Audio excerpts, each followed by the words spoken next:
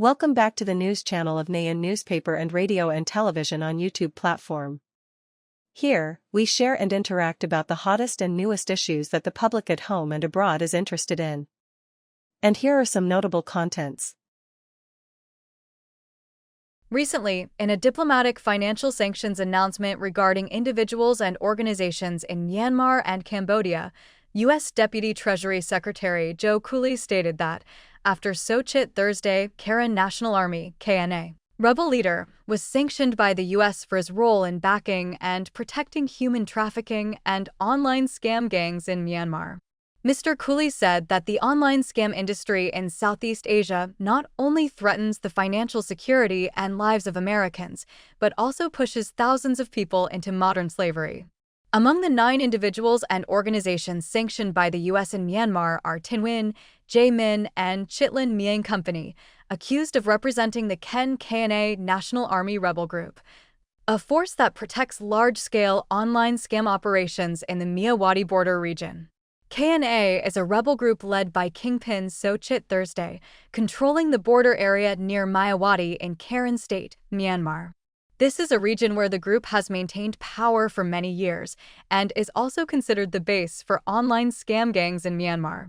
In May this year, the Office of Foreign Assets Control, OFAC, of the U.S. Department of the Treasury also imposed sanctions on Sochit Thursday and his 2 sons, So Koo Emu and So Chit Chit, for their role in facilitating online scams that harm U.S. citizens, as well as human trafficking and cross-border smuggling. OFAC also considers KNA an organized criminal organization, TCO. In recent years, Myanmar has become a human trafficking hotspot due to the complex security situation caused by conflicts between government forces and rebel groups, allowing gangs to operate with impunity, among them Myaw. An area along the border with Thailand has emerged as an online scam empire under the protection of Sochit Thursday, who has spent decades building a network of economic and military interests spanning the entire border region. Sochit Thursday was once a commander with the rank of colonel in the Karen National Union (KNU) rebels. Its leaders, primarily Catholic, controlled Karen State in the Myanmar-Thailand border region for decades. In 1994, a group of Buddhist gunmen broke away from the KNU, forming the Democratic Karen Buddhist Army (DKBA). Sochit Thursday joined the DKBA and became an ally of the Myanmar Army, fighting against his former comrades. A year later, he commanded DKBA rebels to capture Camera, an important KNU stronghold. The capture of Camera gave Sochit Thursday full authority to exploit illegal logging along the Mo River, especially in Sako Myawaddy, marking a turning point in his transformation into a powerful rebel kingpin on the border. In 2010, General Min Aung Hlaing, Commander-in-Chief of the Myanmar military, pressured Sochit Thursday to agree to merge the DKBA into the government army, becoming the Border Guard Force (BGF). General Min Aung Hlaing assigned Sochit Thursday and the BGF to manage the Myanmar-Thailand border area, with a focus on the Myawaddy region. Myawaddy is a very important location for Myanmar. The country's Ministry of Commerce estimated the value of goods traded through Myawaddy from April 2023 to April 2024 to be $1.1 billion. Sochit Thursday is accused of abusing his authority as a BGF commander to control Myawaddy's lucrative black economy, protecting gambling and cross-border smuggling activities. In 2017, Chinese investors arrived in the area and secured the right to develop the new city of Square Kopko, a project that promised to transform this timber and livestock trading hub into a key business area, the BGF. From 2017 to 2019, allied with Tsai Ji-jiang, leader of the Hong Kong-based urban development investment group Yai International Holding, and Duangua Co., also known as Broken Tooth Co., a triad boss. During this period, instead of becoming a business center, Coco, later renamed the Kakapak Project, actually became a hub for casinos and online scam operations, according to an investigation by the U.S. Institute of Peace, USP. The fact that the country was sanctioned by the U.S. at the end of 2020 and crime boss Xa Trijiang was arrested by Thai police in 2022 helped BGF consolidate control over the vast business empire in the region. In December 2023, the British government imposed sanctions on Sochet Thursday, accusing him of involvement in human trafficking and illegal detention of laborers in scam centers. In April 2024, KNU rebels attacked Myawaddy, pushing back the Myanmar army and BGF from this strategic area. Sochet Thursday at that time maintained a neutral stance between the two factions to keep an escape route for himself. After 2 weeks of fighting, Sochet Thursday is said to have negotiated an agreement between the two sides, in which KNU agreed to withdraw from Myawaddy in exchange for control of the area falling to this boss's BGF forces. Since then, according to Chinese and Thai media, the underworld in Myawaddy, cross-border human trafficking and smuggling rings have all been under the control of the three Sochet Thursday, along with Lieutenant Colonel Mothan and Major Tin Quain, commanding over 10,000 gunmen. Thai security officials understand that the task of suppressing human trafficking gangs and online scams in Myawaddy means confronting Sochet Thursday's forces. In May 2025, Thailand's Department of Special Investigation, DSI, announced it was seeking to arrest Sochet Thursday on human trafficking charges. Under pressure from China and Thailand, Sochet Thursday's forces recently deployed troops to crack down on online scam gangs in CPK and Swapco, rescuing 7,000 people with the goal of eradicating all scam dens from the area. By the 20th, Sochet Thursday officially renamed the BGF Border Guard Force to KNA, citing the reason of ensuring peace and stability in Bangkaran. However, according to MP Ranjamir, chairman of the National Security and Border Affairs Committee of the Thai Parliament, online scam dens in Myawaddy continue to operate with approximately 300,000 people involved. Mr. Rangaman said, "This shows that the scam empire still exists there. We have only just shaken them." The UK government has launched a major push to expand nuclear power in recent months, pledging $19 billion in investment and a new plant at SWC and pushing ahead with plans for a Rolls-Royce-branded facility to build the country's first small modular reactors, SMRs. According to Reuters, on May 16th, President Trump will begin a 2-day state visit to the UK. During the visit, President Trump and Prime Minister Keir Starmer are expected to announce a nuclear energy cooperation agreement. The cooperation is aimed at accelerating new projects and investments, including plans expected to be announced by U.S. nuclear reactor company X-Energy and UK Senjica to build up to 12 advanced modular reactors in the north of England. The statement added that a $15 billion project to develop advanced SMR data centers at the former then Cham Power Station in central England, led by US, French, and British companies, would also be announced soon. On May 15th, Prime Minister Starmer said these important commitments would put us on track for a golden age of nuclear power, helping to reduce household energy bills over time. In July, President Trump and Prime Minister Starmer discussed closer cooperation on SMRs when they met at Trump's Golf Resort in Scotland. U.S. Energy Secretary Chris W. said existing trade agreements had established a framework to open up trade access in both the U.S. and the U.K. The new partnership will include nuclear regulations. This means that if a reactor passes safety tests in one country, the other country can use the results to support its own tests, reducing the licensing period from the current 3 to 4 years to 2. Commenting on the new partnership with Xenergy, Group Chief Executive Senjika Krishi said it would build a sustainable, affordable, and low-carbon energy system, while Xenergy Chief Executive Clay said HP was well-placed to scale up its technology in the UK due to its experienced workforce and local services. New nuclear projects jointly developed by the UK and the US are expected to create thousands of local jobs. Among other investments to be announced is a deal between UK-based Uran to supply an advanced low-enriched uranium to the US market.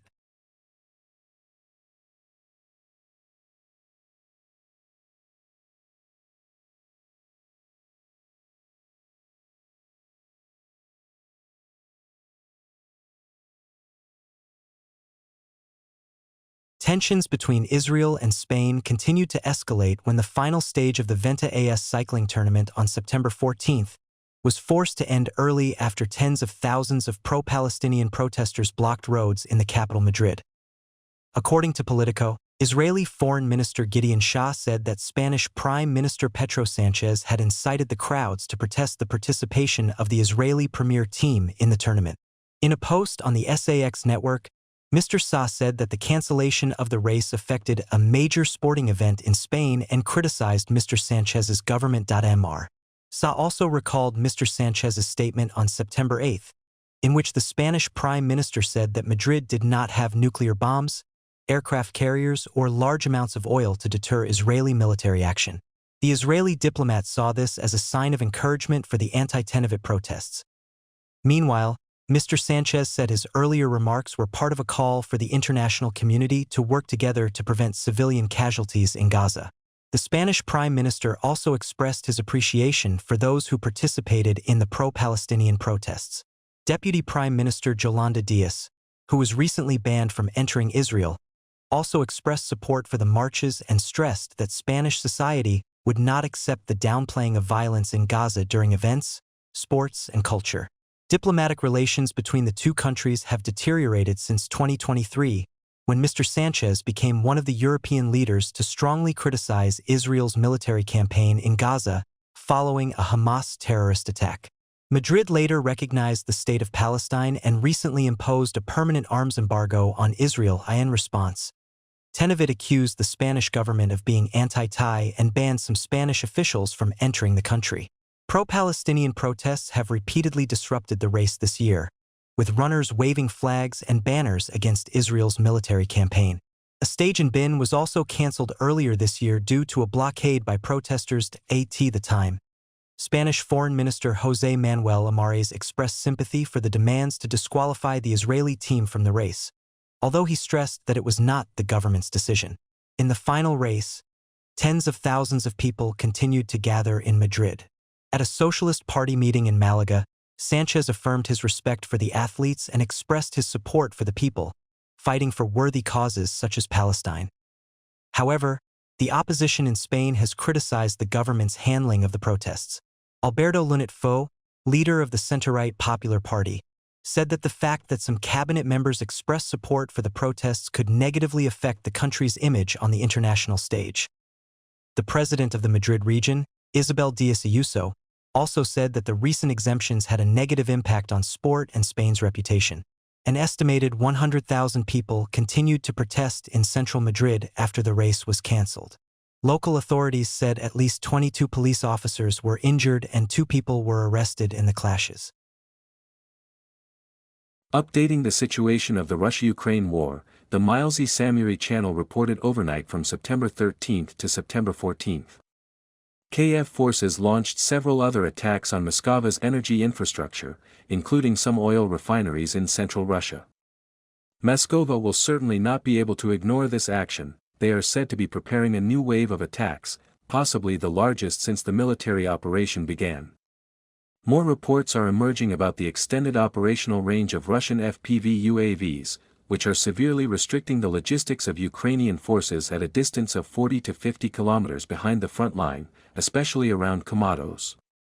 Fighting continues along almost the entire front line. Observers supporting Moskva report significant progress by the Russian army in Kupiansk.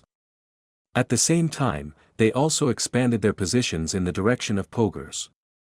In the Jabaria area, the Russian army is not only advancing eastward to Gwai but is now also entering the center of Stepnoy.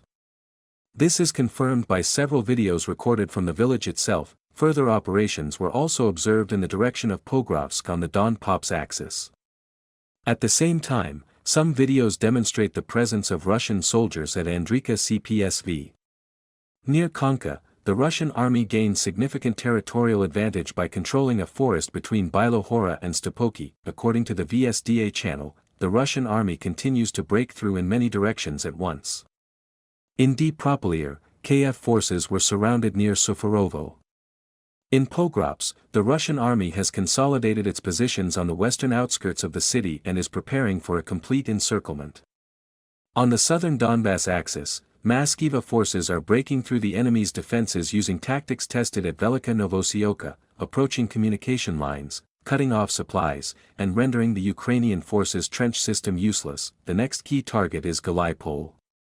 In the Dulier direction, the 51st Guards Army of the Russian Army prevented a Kiev counterattack from the city of Beliskoy.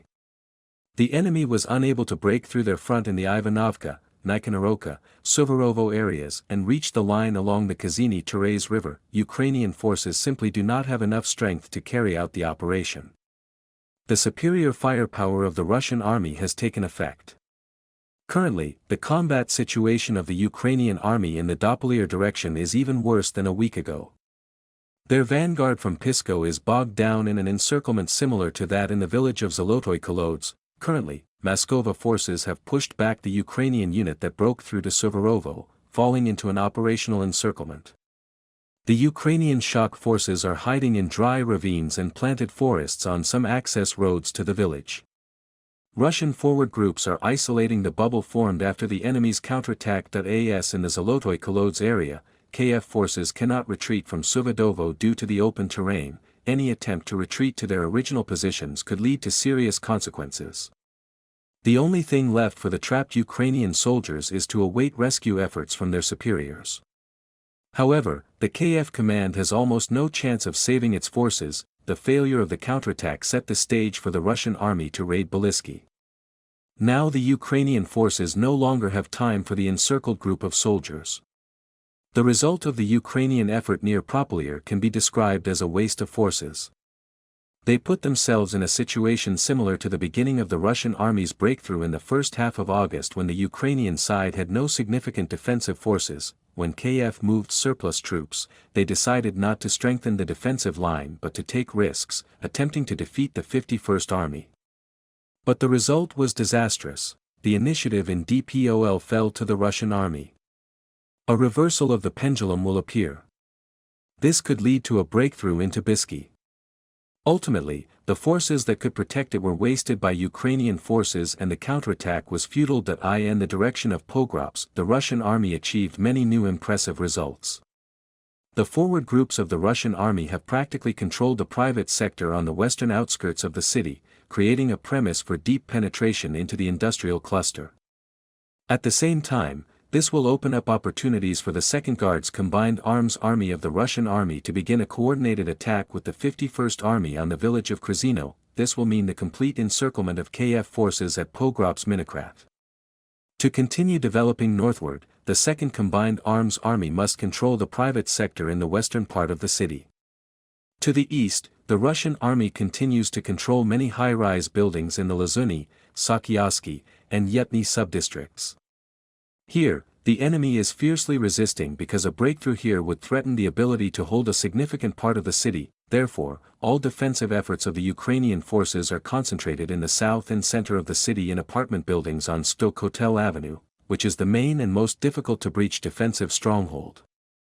Pors, like any other large city, has a well-developed system of underground pipes and sewers with many heating pipes and other underground utilities. They become effective assistants for Russian soldiers to secretly approach enemy positions during the day through the pipe network and launch surprise attacks at night.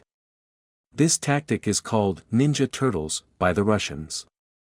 Its main advantages are complete secrecy from enemy reconnaissance and the ability to reach almost any target in the city. At the same time, after raiding a stronghold, Ukrainian forces cannot organize a pursuit or block the retreat of the Russian army's assault team with mortar fire. Ukrainian forces have no countermeasures against such tactics because they do not have enough guards for each manhole or basement. On the South Donbass front, the Russian army continues to destroy enemy defenses in the area between the two villages of Velikom Mykonovka and PAF with a pincer movement, with the main task of reaching the communication lines of the forces between William P. and Pogran Swan. According to the report on the 13th of the Ministry of Defense after success at Jambuskoy, Zelenopol, Novopol, Temirovka, and Zaporkoy, Moskiva's vanguard began to penetrate Novo-Nikolajevka. A little further north, they controlled Tesnovoy. It is important to note that after the fall of Velikonoveskovsky, KF forces were unable to stabilize the situation. Their local counterattacks at the Via Bend could only slow the enemy's advance. However, in the south, where the raid on the Guai-Pol logistics center is underway, Ukrainian forces mainly have to rely on dynamic defense tactics built along the villages. This is a consequence of the lack of mechanized forces and the fact that the previously built chain of field fortifications has lost some of its significance. If all due to the KF command when building fortifications, it was assumed that the Russian army would advance from south to north, not from east to west. As a result, some field positions have become useless. In this regard, the actions of the Russian army are like the operation of a plow. When moving, it will destroy all obstacles, nothing can stop it. It should be specifically mentioned that the operational picture of Moskva's forces in the Guaipa direction is almost identical to the developments in Velika Novosika. Gulia Pole has a similar logistics scheme to this large village, with the main supply route going north and several secondary routes to the east and west forming the position of Ukrainian forces facing south. Therefore, the scenario that the Moskva command deployed in Velika Novosika will likely be repeated in Guaipa. However, Gulia is a complete city with a much more developed road network, unlike the Velika Novika area. This requires serious attention and effort from the Russian army as the climax of the operation to control this residential area approaches. It is difficult to say when the operation to blockade the Ypolier defensive junction will begin, but the most important thing is that the KF forces, with their ongoing decline in combat capability, are unlikely to stop the breakthrough of the Russian invading army. The AMK Ming channel reported that in the Prozhiana area, the Russian army continued to advance and regained most of its positions. They advanced further west from the Twa area and took control of the remaining orchards after the Ukrainian army withdrew to Anivka Sestov. Further north, after Ukrainian forces failed to regain the southern part of Jeliny II, the Russian army advanced north again and took control of the remaining residential area in the village. Fuke still holds the agricultural complex in the western part of the settlement. Next, Moskva forces continued to advance north of Andivka Cpov, infiltrating the village. As a result, most of the village is now under Russian control or in the gray zone, while the highway leading into the area has been controlled. This advance brought an additional 16.2 square kilometers in favor of Russia. In the BRS area, the Russian army continued to advance rapidly into Don Pops province and took control of Teknov village. After breaking through and clearing Novo Mykolai, the Russian army began to advance towards Peresov from the south and took control of the tree lines on the approach to the village. They also took control of many tree lines on the high ground north of Japorisk and began to bypass Teknovo from the west. Each breakthrough controlled the tree lines near the ravine north of Teknov and began to advance southwest towards the tree line north of Peresov. Ukraine was forced to abandon the village.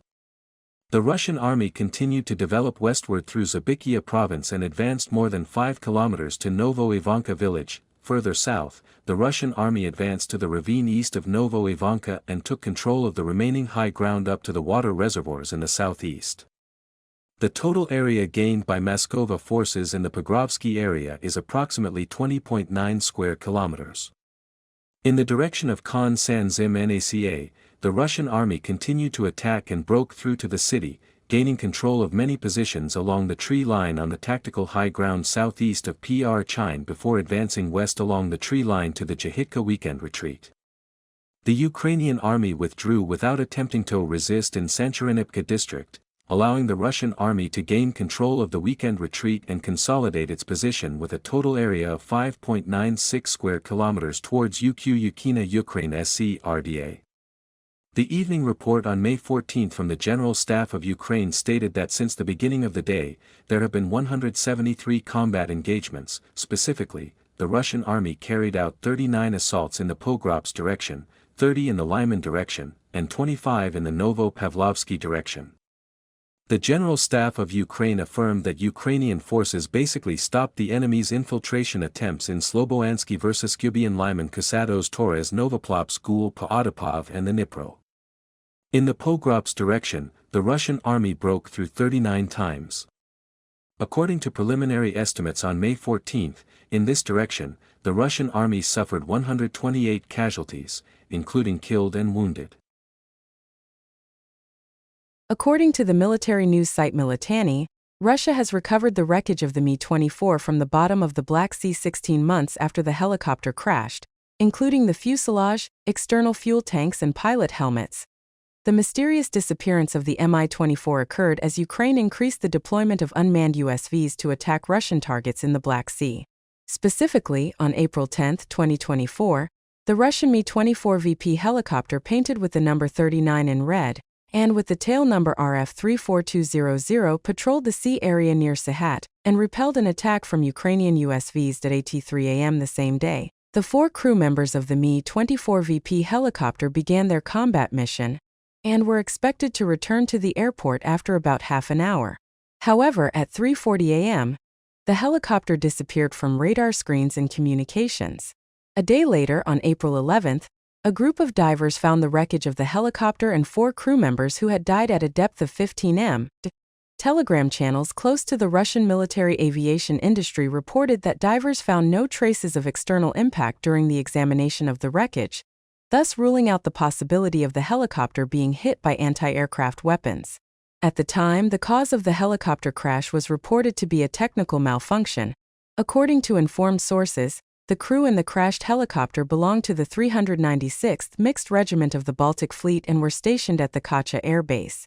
2024 was the first year that Ukraine mobilized the U.S. to equip offensive anti-aircraft weapons in the Black Sea. Among them, a Ukrainian USV shot down a Russian Mi-8 helicopter with an R-73 missile in April 2024. Militany also quoted a Ukrainian Navy spokesman as saying that Russia had lost a K-27 helicopter. The Uran and Gonzavat Defense Group recently announced that the Russian T-90 tank displayed at the defense exhibition in the UAE has been brought back to the country, repainted and sent to the battlefield in Ukraine. The group's representative said that the latest version of the T-90, which was the star of the defense exhibition in the United Arab Emirates in February, is on combat duty in the Russian tank force. The video posted by Uran and Gonzavat shows the T-90 during the testing process, which has just been covered with sand-colored camouflage paint in preparation for the exhibition, and then transferred from the capital Moscow to the UAE city of Abu Dhabi. After the event ended, it was brought back to the country, repainted in green, loaded onto a train with about 10 T-90 of the same type and sent to the front line. D. Maliup, editor of the Ukrainian military website Defend Bloc, commented that displaying a tank and then deploying it to the battlefield is a rare thing in the modern defense industry, as demonstration models are usually used only to deliver goods to foreign customers. The T-90 is the export version of the T-90M Brorip main battle tank. The news agency said that the T-90 that Russia had brought to previous exhibitions in Abu Dhabi, in the version appearing at this year's event, is essentially a completely different vehicle with many improvements based on the experience gained from the campaign in Ukraine. The most noticeable upgrades are the cage armor and steel mesh covering the turret roof, along with many steel frames and rubber panels covering the back. This is a method commonly used by Russia in the Ukrainian conflict to protect armored tanks from drones' roof-breaking attacks. In addition, the T-90 tank is equipped with anti-explosive armor and a modernized fire control system with thermal imaging and television sights, while retaining the 125mm gun capable of firing guided missiles. A crew member shared that the vehicle is designed to be easy to maintain. He said that any problem can be overcome if there is enough necessary equipment. Even without enough infrastructure, we can still find a solution. Russia is believed to have started deploying T-90 tanks in combat in Ukraine since May 2023. According to a summary report by Urich, a Netherlands-based intelligence analysis site based on public sources, Russia has lost at least 141 T-90 due to destruction, damage and abandonment on the battlefield during the conflict. Georgia-based military analyst CIT Conflict Intelligence estimates that Russia had between 65 and 85 T-90 in service when the Ukraine conflict broke out. Production of the T-90 series has also increased sharply, from 60 to 70 in 2022 to more than 200 in 2024. As of June this year, about 630 T-9 had been produced and 410 to 500 were in service. CIT says the current rate of production and attrition will allow the Russian military to maintain a modern tank force even if it has to fight for years.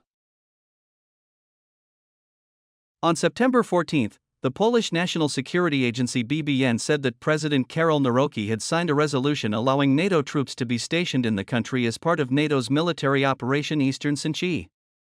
The BBN statement said that Polish President Karol Nawrocki had submitted a resolution expressing his agreement on the presence of NATO member states' armed forces on Polish territory as a reinforcement for the Polish Republic in the Eastern Sinchi operation.